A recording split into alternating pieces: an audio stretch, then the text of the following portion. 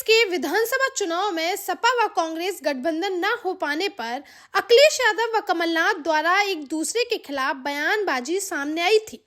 लेकिन अब अखिलेश यादव उन पुरानी बातों को भूलकर फिर से एक साथ चुनाव लड़कर आगे अच्छा ही होने की उम्मीद करते हुए जीत का दावा करते दिखाई दे रहे हैं। जहां उन्होंने कहा कि अगर सीट का बंटवारा ठीक से हुआ तो निश्चित ही हम 2024 का लोकसभा चुनाव जीतकर ही रहेंगे। दरअसल उत्तर प्रदेश के पूर्व मुख्यमंत्री व सपा सुप्रीमो अखिलेश यादव जबलपुर पहुंचे थे, जहां उन्होंने मीडिया से बातचीत की, जिसमें उन्होंने आगामी लोकसभा चुनाव को लेकर इंडिया गठबंधन में सीट शेयरिंग की बात पर कहा कि अगर सीटों का बंटवारा ठीक से हुआ तो निश्चित रूप से हम चुनाव जीतेंगे।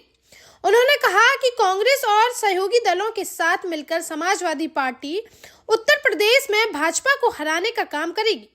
वहीं उन्होंने मध्य प्रदेश विधानसभा चुनाव में कांग्रेस व सपा के बीच सीट बंटवारे को लेकर फंसे पैंच और फिर कमलनाथ व अखिलेश के बीच एक दूसरे के खिलाफ हुई बयानबाजी को लेकर कहा कि पुरानी बातों को छेड़ने का कोई फायदा नहीं है, आगे जो समय होगा वो अच्छा ही होगा। 22 जनवरी को अयोध्या में होने वाले रामलला के प्राण प्रतिष्ठा पर अखिलेश ने कहा कि संविधान के हिसाब से देश चले वही रामराज है। समाजवादी पार्टी और कांग्रेस की आज चर्चा है इंडिया गठबंधन में कौन कितने सीटों पर लड़ेगा। मुझे भरोसा है कि सीटों का बंटवारा ठीक होगा। समाजवादी पार्टी और कांग्रेस और हमारे सहयोगी दल सब मिलकर के उत्तर प्रदेश में भारतीय जनता पार्टी को हराएंगे। 2023 का मध्य प्रदेश सहित अन्य राज्यों में विधानसभा चुनाव होता है। समाजवादी पार्टी ने टिकट भी मांगे थे मध्य प्रदेश के लिए, लगभग 5 से 10 टिकट की डिमांड की गई थी, कमलनाथ ने नहीं दिया था। तो ऐसे में कहीं ना कहीं अलायंस वो बात खत्म हो चुकी है। पुरानी बातों को हमको नहीं छेड़ना है।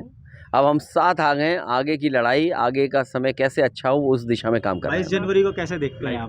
22 जनवरी दिन अच्छा है और हमें उम्मीद है कि जो लोग इतना प्रचार कर रहे हैं वो कम से कम राम राज्य क्या है, राम राज्य के बारे में सोचेंगे।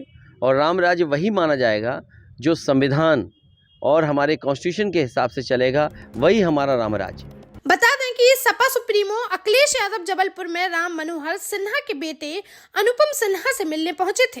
राम मनोहर सिन्हा ने ही भारतीय संविधान के पहले पेज को डिजाइन किया था। इस दौरान उन्होंने काफी देर तक राम मनोहर सिन्हा के घर बैठकर परिजनों से बातचीत की, जिसे उन्होंने यादगार पल बताया। देश का जाना माना सैनफिन ग्रुप आपके लिए फिर लाया है झांसी में वास्तु के हिसाब से फ्लोर प्लान सहित एक शानदार टाउनशिप, जिसमें सुरक्षा की दृष्टि से सीसीटीवी, एक ही ग्रैंड गेट से एंट्री और एग्जिट, चौड़ी सड़कें, parking, car wash area, senior citizen and international fountain parks, swimming pool, gym, badminton, tennis आदि courts, school, hospital, shopping mart आदि कई सुविधाएं। इसीलिए तो हम झांसी में लोगों की पहली पसंद। 12 साल पहले अपने स्टार्टअप के साथ ही योग्य नेतृत्व, अनुभवी टीम और सक्षम सेंट्रलाइज और उत्तरदायी प्रबंधन के बल पर सबको घर गुणवत्ता के साथ समय पर घर की योजना के तहत सैनफिन समूह ने बहुत ही कम समय में 1500 से ज्यादा यूनिट्स को दिया है कब्जा। समय पर डिलीवरी से हमारे ग्राहकों में बड़ा है विश्वास और मिली है संतुष्टि। सैनफिन समूह ने बहुत कम समय में Sanfin Ashok City, Green Homes Residency, Green Homes City, Sanfin Ashok Valley, Delhi Public School, Sanfin शाखा, केन सैनफिन अस्पताल सहित कई अन्य परियोजनाओं के साथ नई झांसी के निर्माण में स्थापित किया है एक बड़ा मुकाम। तो आप भी आज ही आइए अपने परिवार के साथ और कीजिए अपने सपने साकार।